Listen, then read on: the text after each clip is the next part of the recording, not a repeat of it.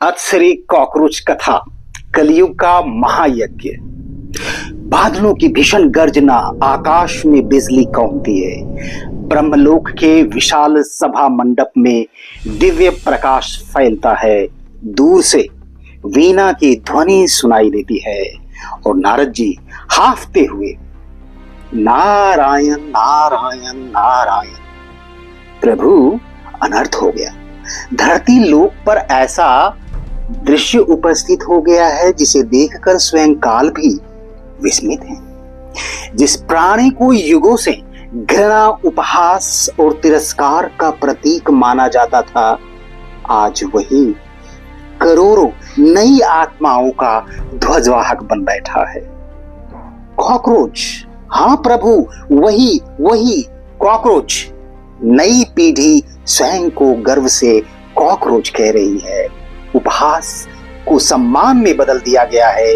व्यंग को उन्होंने अपना अस्त्र बना लिया है और उस ऐसी पड़ी कि सत्ता के सिंहासन तक कंपन पहुंच गया है।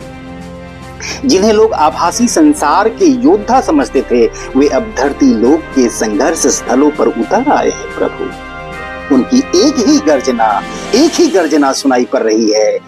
हम कॉकरोच हैं और हमें इस पर गर्व है। ऐसी प्रतिध्वनि बनी कि राज सत्ता को भी निर्णय बदलना पड़ा।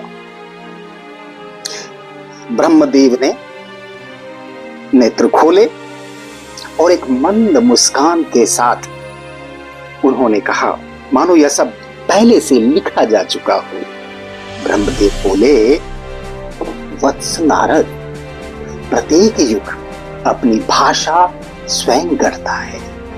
त्रेता का अस्त्र धनुष था, द्वापर का अस्त्र चक्र और कलयुग का अस्त्र आभासी दुनिया है।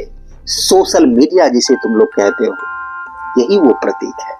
जिस दिन कोई पीढ़ी अपमान को सम्मान में बदल देती है, उसी दिन उसका प्रतिरोध जन्म ले लेता है। वत्स नारद जी, यह विचित्र लीला कैसे आरंभ हुई?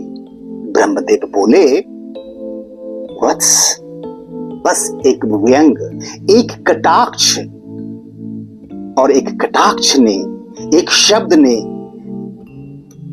इतना बड़ा एक विशाल आंदोलन खड़ा कर दिया है। और एक आहत आत्मसम्मान, इतनी सी चिंगारी थी ये, बस इतनी सी चिंगारी, और उसी चिंगारी ने इतना विशाल बखेड़ा खड़ा कर दिया।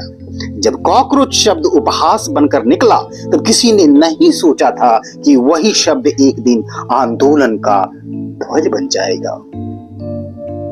सप्त सागर पार बैठे एक युवक ने उस अपमान को चुनौती दी। उसने कहा, यदि